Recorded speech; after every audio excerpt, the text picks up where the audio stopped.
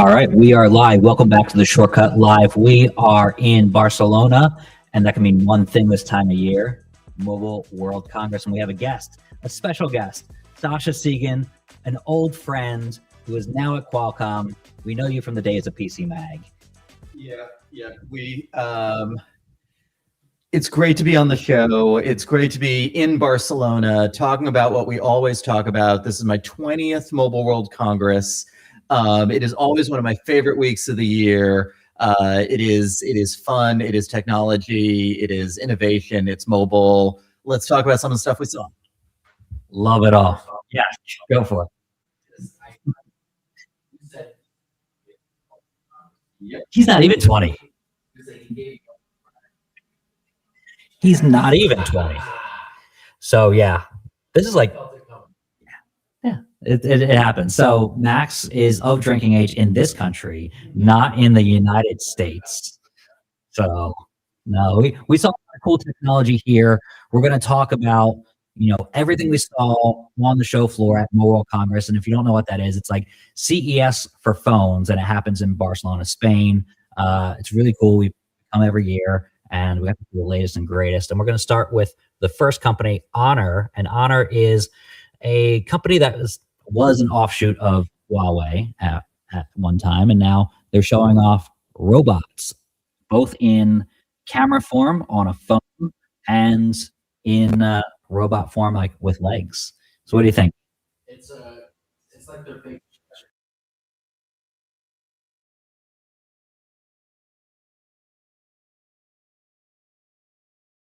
is like sort of their vehicle to make this statement. They put a robot on a phone. It's basically just a gimbal on a phone. It reminds me of the DJI Osmo Pocket 3, right? But the head's detached and attached to the back of the phone. It pops up. Exactly. Like sort of it's a very thing. Yeah. They treat it like a gimbal. So they take videos. You can do like sort of like cool like action pan shots and stuff like that. You get really good stabilization, which I think could be huge for creators. And then it's obviously backed up by AI, because everything's backed up by AI. And so it can like react to things you say, can react to things that it says by like shaking its head. From gimbal to robot is this personality where, a gimbal is a gimbal, but when you're using the Honor robot phone, it's shaking its head, it's nodding at you, it's like pointing at things, it's trying to, it's not trying to, but it's expressing faux AI emotions through the motion of this little gimbal camera. And that's just the extra twist that I think takes it from this is, a cool camera phone with a gimbal on it that's really great for video creators, to, whoa, there's something genuinely weird and fun happening here. Love that. Yeah, you saw some of that on your screen. That's the video we captured from the show floor at Mobile World Congress. Obviously, we are off-site. We're not in our New York office. Ironically enough, we all live in New York. And you're seeing some live or footage we captured live at their stage. It's something where I think it's going to grow into being, they're very experimental, right? The days of LG in mobile are long gone. LG used to take a lot of chances. We were just talking about that earlier, and how LG would make a flexible phone, like something that had a curve to it for the first time. They had the Wing device, the LG Wing. Do you remember that? I still have mine. I brought mine up from my mom's house, and I brought it to my new apartment because I needed to show everybody that I tried to describe it one night at like a bar.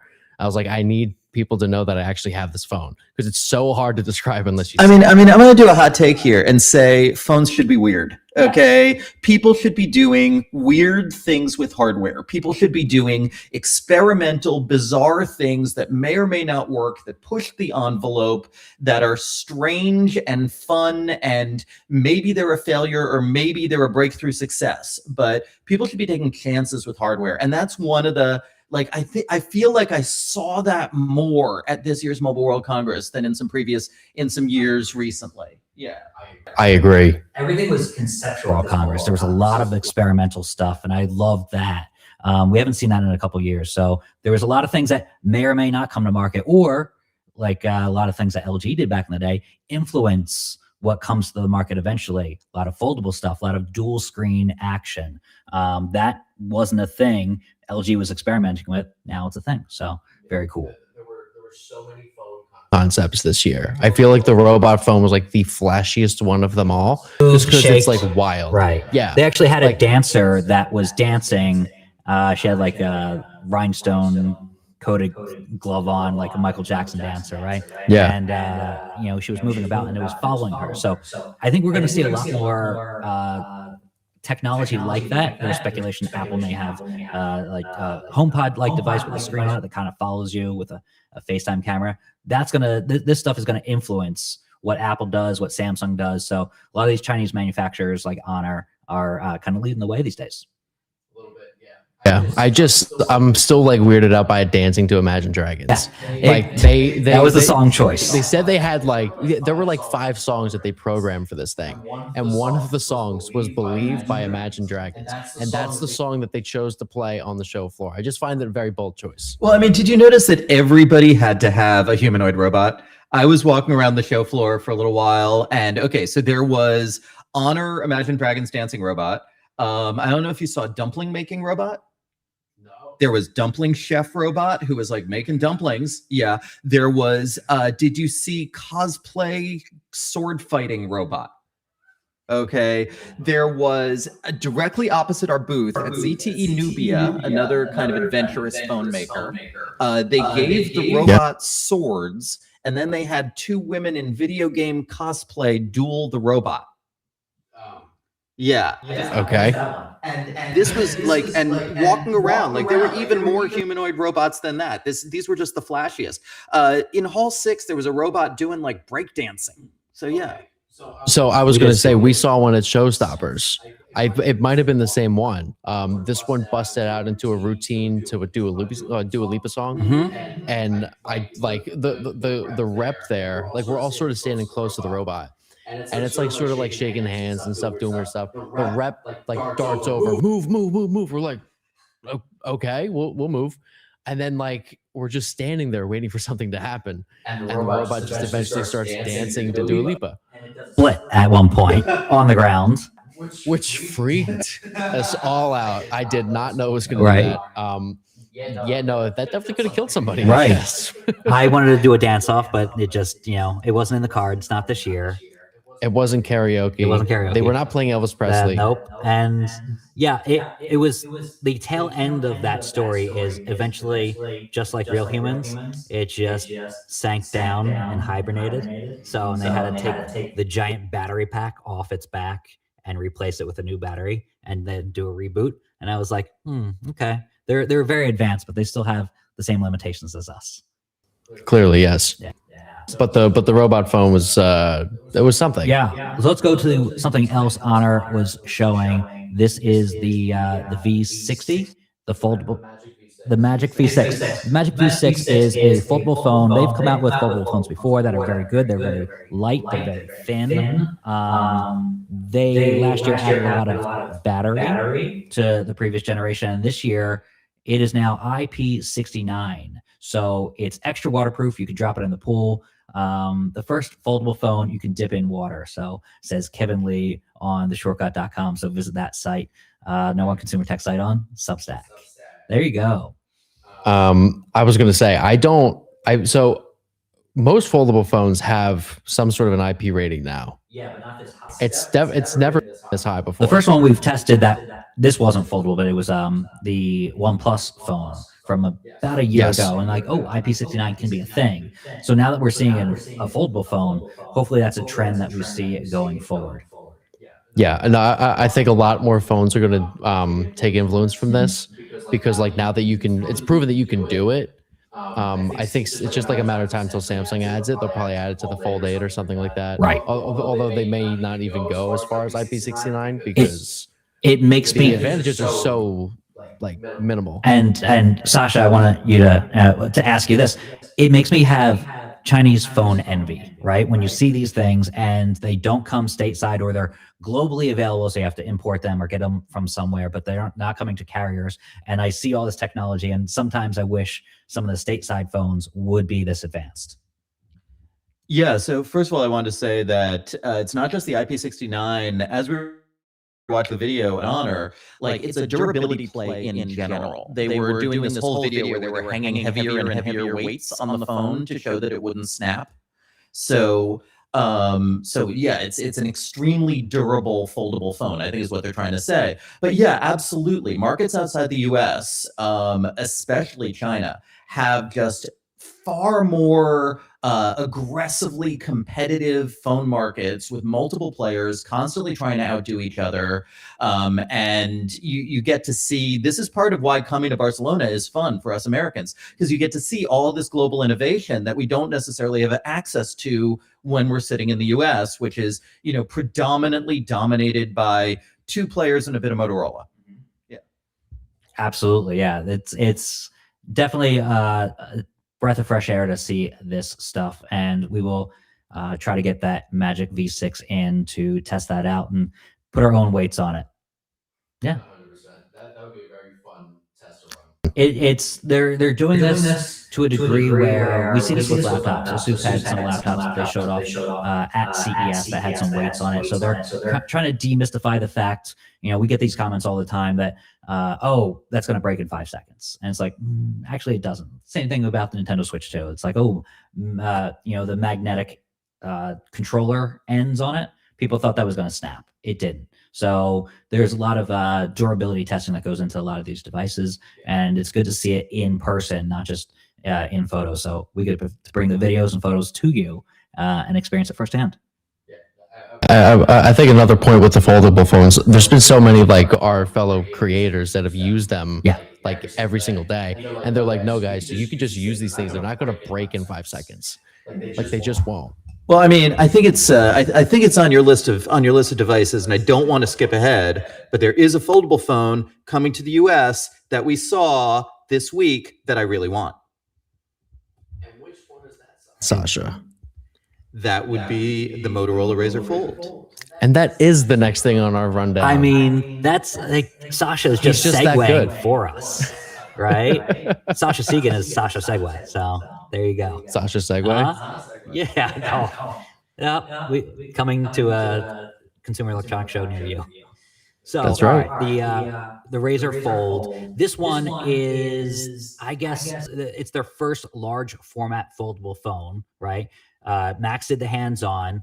It promises to fix some of the problems of foldable phones. It has an ambitious camera sensor in there from Sony. Super ambitious. Right. And so it's coming, it's last in the pack of, foldable or phone companies that are doing a large format foldable, right? I was going to the last, but go ahead. Sure. The other elephant in the room, right? Apple. But this one, really nice. It feels nice. It looks nice.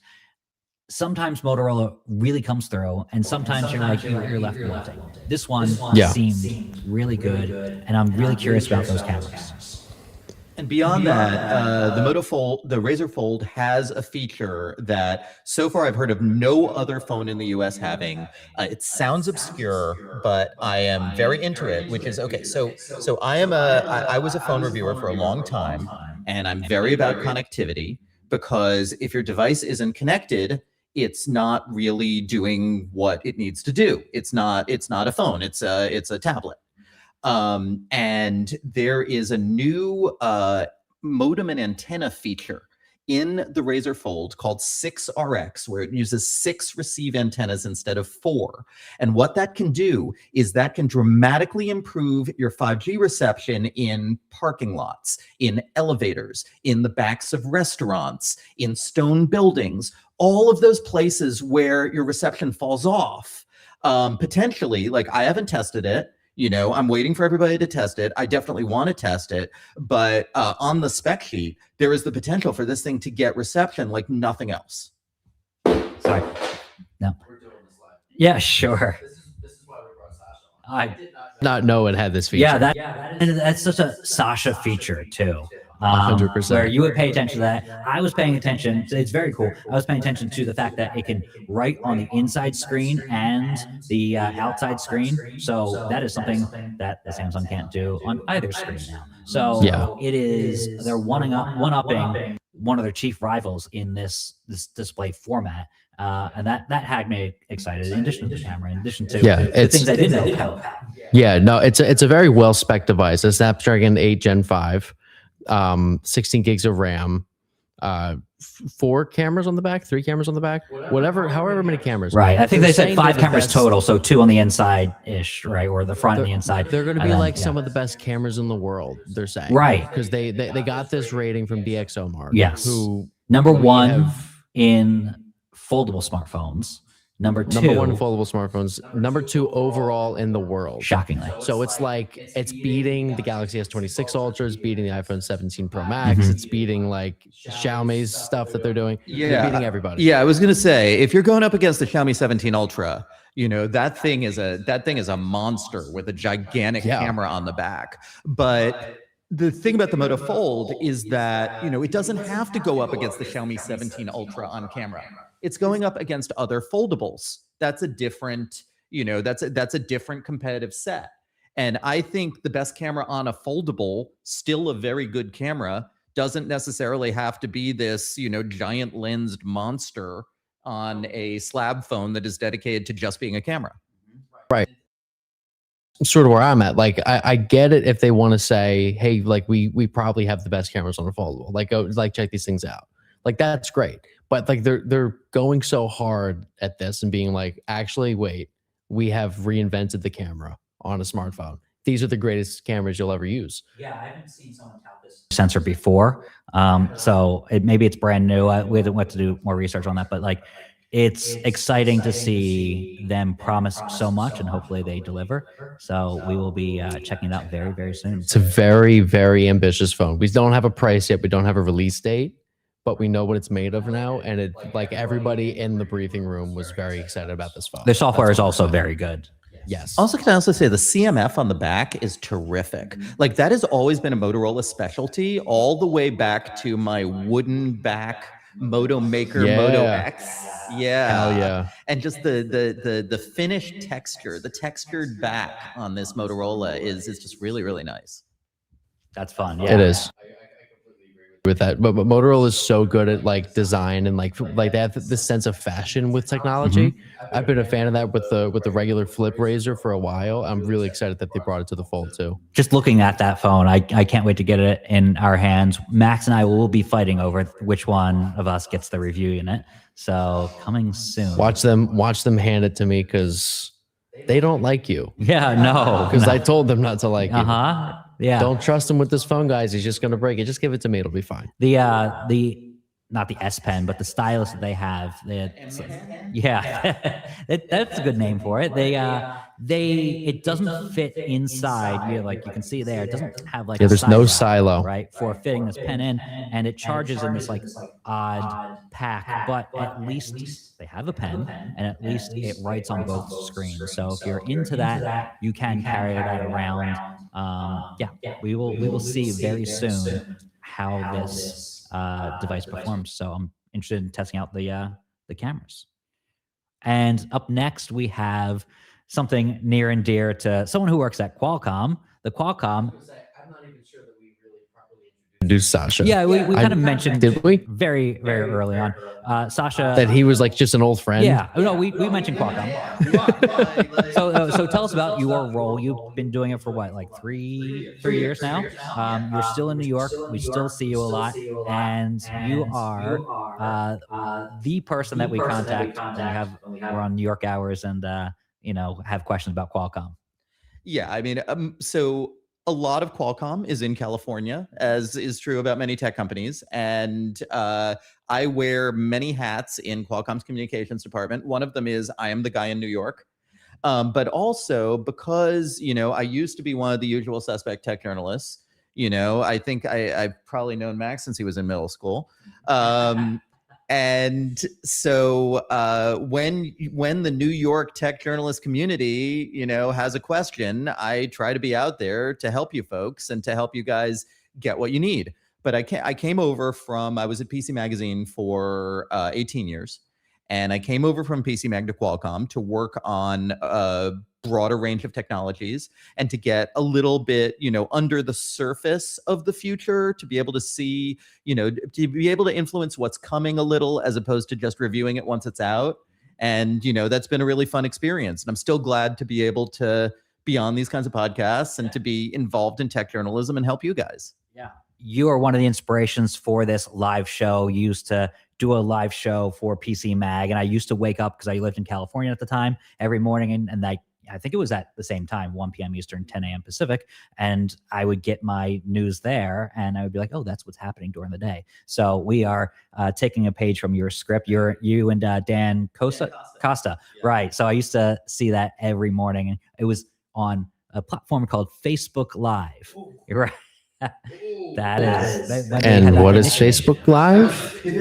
Right. Yeah. That lasted the whole 5 seconds. So, yeah. So we're talking about the Snapdragon Wear Elite chipset. It's the first new wearable platform tier in 3 years. We have an article up there. That one's by me. Qualcomm Snapdragon Wear Elite is the biggest smartphone chip upgrade in 3 years, and it goes beyond smartphones. I disagree with your headline. I disagree with your headline. It is not a smartwatch chip. It is, but it is and it isn't. It goes beyond that. Yes. But I think part of what, a big part of what makes Wear Elite exciting is what's beyond smartwatches. Because you can upgrade smartwatches, but one of the things that we are talking about a lot at Qualcomm is there are new categories of wearable things arriving over the next couple of years. We've started to see the glasses become popular, okay? And we've started to see various levels of glasses. And so one of the things we think is going to become popular are wearable objects that are not necessarily watches, like this little thing on my chest right now. Tell us about that. Okay. So this little guy is called a Lookie. This is based on one of our older wearable chipsets. And it is capturing a few seconds of video every few minutes to log my life. And then it puts it into an AI processing system. And then it overnight gives me 1 minute edited videos of what I did each day and a little bit of commentary. And sometimes it turns it into comic book pages. And it's just a really fun way to chronicle when I'm doing something exciting. Like, I would not necessarily wear it on a day when I'm working at home all day, because that might produce a more depressing 1 minute video. But like if I'm on vacation, or I'm at a trade show, or I'm like on a college visit or something, this is great. And the Wear Elite is going to go into watches, sure, but it's also going to go into a lot of new things like this that don't even exist yet, but can use on-device AI and can use good cameras and can use a lot of on-device processing. And you get to see like what happens when you have like a full-on computer in something that you can just wear around your neck, or, as a pendant or a clip or earrings or something like that. Yeah, as we were talking about on the top of the show, the chances that people are taking and companies are taking really are mesmerizing. The concepts out there, I think that's going to grow with something like Snapdragon Wear Elite. So really exciting to see that. It is going to go way beyond smartwatches. We'll see it in the smartwatches. There's different players confirmed to interested in using this. Motorola, Samsung. Yep, exactly. So we'll see a lot of brands start to use it, and it's going to introduce a nice shift. So I believe it's in the Motorola Project Maxwell, if that comes to market, which everybody thinks it will.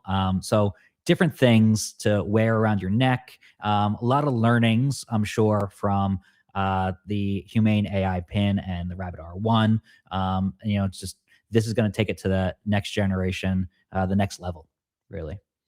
So very cool. Max, what's up next? What do you got? Let's have a look at our rundown. We have the Xtreme, or not Xtreme, the Xiaomi 17 Ultra. 17, and there are two versions of this we found out. It's a smartphone that is a dedicated camera, right? Not just a camera phone, but it has camera controls on it. It looks very cool. Did you get a chance to check this out, Sascha? I've been using it all show as my camera. Yeah, it's been my primary camera for doing work things with, and I think the killer on it is the zoom ring. There's a physical ring around the lens that you turn to do the optical and then digital zoom once you get past the optical, and it just makes for a really, really fluid framing experience where I've just been able to just frame shots from any distance perfectly within seconds with this very physical way, and it's created some really great photos. Yeah, I was on Miriam's podcast yesterday, and I said this is everything that Apple wanted camera control to be. Right? They didn't take a big chance with the iPhone and camera control. It gets in the way a lot of times. This is taking a big chance and saying, you know what, we're going to just change up the game a lot on, how a smartphone camera works. So testing that out, I had a lot of fun using it. You're able to set the white balance with, just a couple buttons, and, the shutter button is a big red button there, which is really fun. So, but the camera ring up front, just the zoom function, you could set it to different things, but the ability to zoom just made it easy to use. And, you're not touching the display, a little tiny button that kind of frustrates me. So there's two versions. There's a Leica version, right? That's the Ultra. And then there's a version without Leica that doesn't have, it has like a ring around it. It doesn't move. So watch out if you're ordering that one, make sure you get the right one. Max, what'd you think of it? I think it's phones like this that completely ruin smartphone cameras for me. Sure. Like honestly, every time I see a sample from one of these like crazy phones from like China or whatever with these massive camera sensors on them, I'm like, oh, actually my iPhone's camera sucks. Mm-hmm. Like it's actually just terrible, and I don't want to use it anymore. And they look like it's from a DSLR. The Chinese phone companies are very smart. I don't know when this started, but they started putting watermarks on some of the photos that you put out there. And I see all the influencers with these Chinese phones, and I'm like, well, that's a Xiaomi, that's a Vivo. Like, very, very smart tactic, because the 1-inch sensors in these phones is just phenomenal. And just so just to make my boss happy, I need to point out, okay, Honor robot phone, Snapdragon. Honor V6, Snapdragon. Xiaomi 17 Ultra, Snapdragon. Okay, Wear Elite, obviously Snapdragon. Moto Fold, Snapdragon. Okay, Snapdragon is all over this show. Okay, all the cool stuff this year, I'm very happy to say, is Snapdragon. Yeah, obviously they're hitting some home runs this year, and yeah, it's exciting to see. I mean, like basically the only phones that you're not powering are the iPhone and the Google, in terms of the system on a chip In the US. In the US, correct. So no, that's very interesting to see these things in person. Some of them will come to the US, some of them won't. Some of them are available globally, and we'll just import them in and test them and review them on the shortcut. So yeah. I wish I could buy this Xiaomi phone so bad. Yep. I need one of these things. It's gonna ruin my iPhone's camera for me, but I don't care. Yeah. I like the photo quality looks so good. Yeah. You got to get, do you know Ben Sin? Mm-hmm. Okay, you got to get him on this show, because he is the master of importing, basically importing phones that are not available in your territory, and understanding which models of the phone not available in your territory actually works well in your territory, and how to get a hold of it. And like, I feel like he and you could have a very good conversation, after which you would give him your credit card number. Yes. It's so funny. I used to like sort of kind of work with him when I was freelancing for XDA a lot with our good friend Rich Woods. So no, I'll definitely have to reach out to him, see what I can do. Yeah. Him and Max Weinbach always want our credit card numbers for Weinbach has asked me for my social security at least 8 times, and that was just today. So He's gonna put it in his open clause. yeah. Your social security to his open clause. It's gonna open you a mortgage.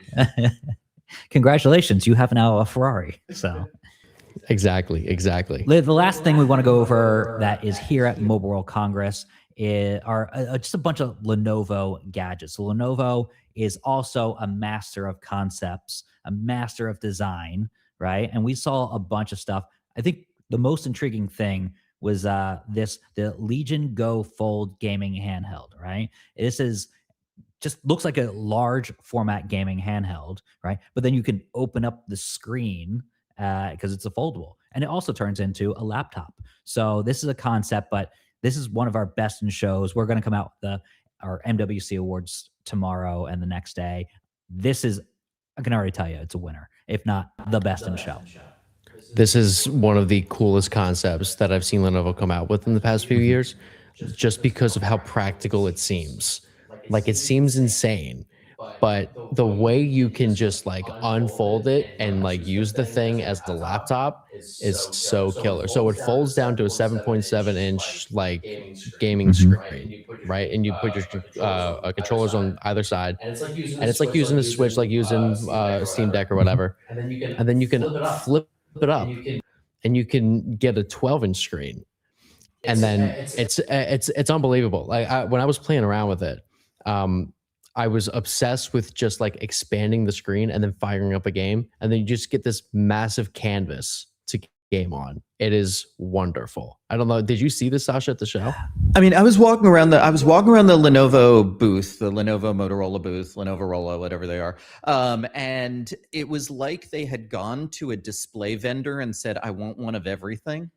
Because you had, you had the foldable gaming handheld, you had the laptop with the expandable screen, the other one with the rollable screen.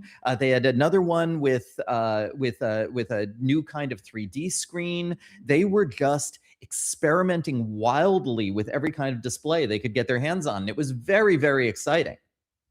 Yeah, they do that every year. In years past, they had, what was it, last year or the year before, they had the transparent laptop, had a transparent display on there.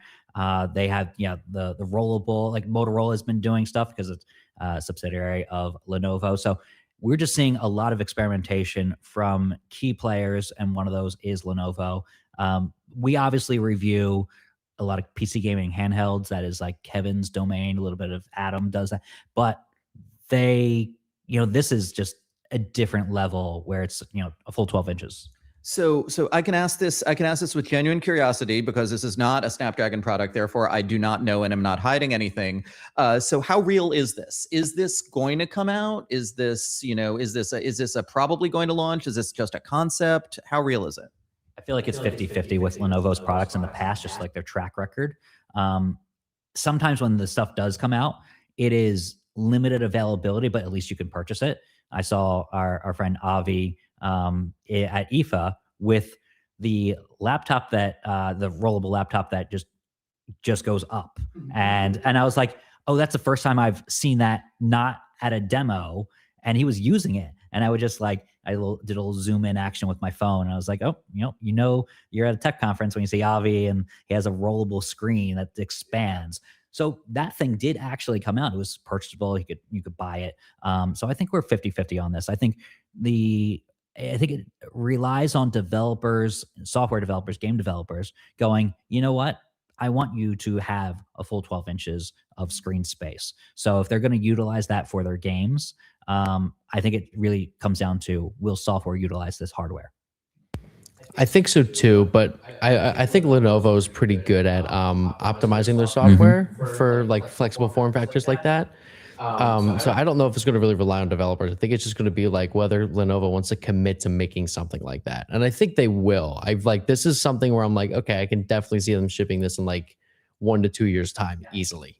I think and hope that their enterprise ThinkPad business is big enough and profitable enough that they can decide that, we're just gonna blow some cash making 10,000 crazy handhelds, just for fun, just to get it out there, just so people know that we're innovative. And meanwhile, those enterprise ThinkPads just keep on, generating coin. Absolutely. No, it's the innovation that really gets us, and that's why we keep showing up at Mobile Congress every year. This might be my 11th year technically, although there was 2 years where the pandemic happened, and then I didn't come back because I was banned from international travel for a little while. Anyways, so we're going to touch on a little bit of the Apple stuff Yeah, they announced some new colors. It's a little bit cheaper. Yeah, that is the MacBook Neo. Um, Obviously, it doesn't have Snapdragon inside, but Max, quick thoughts as we end the show. We'll give it a little bit of airtime. Because like why not? It's not like it's like the first brand new MacBook since like 2008, right? The fact that they no, announced it we- during Mobile World Congress too, while everybody was here, kind of very interesting.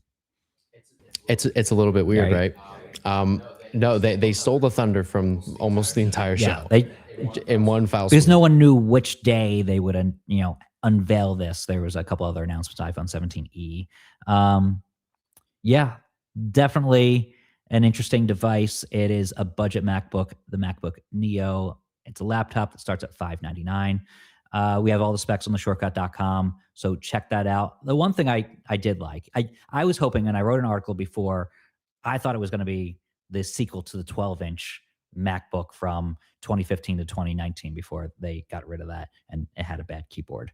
I was like, oh, they're going to fix that. It's a little chunkier than the MacBook Air. It is. It's a very interesting device. It's very geared towards education. It's probably going to kill every Chromebook. It's probably going to kill a lot of Windows laptops that are at that price range. But I love the competition, right? The competition is going to be key. It's going to be wildly interesting to see what happens as a result. One of the things I think is interesting about it technically, and this is a Max Weinbach special here, that it is apparently just a straight up iPhone 16 SoC in there, which is the reason. So the reason you can only get it at 8 gigs of RAM is because the 8 gigs of RAM is part of the SoC. Like it's not, it is very much, they have reinvented their phone part into running a laptop as opposed to generating a new laptop part. And I think that's interesting. It runs on the A18 Pro with 8 gigs of RAM soldered in, which is required for right? So this Apple is Intelligence, whether you want that or not.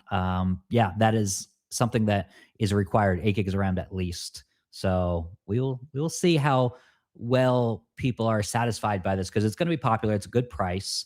The education discount is even $100 off that. $499. Yeah. That is wild. So it's going to be very popular.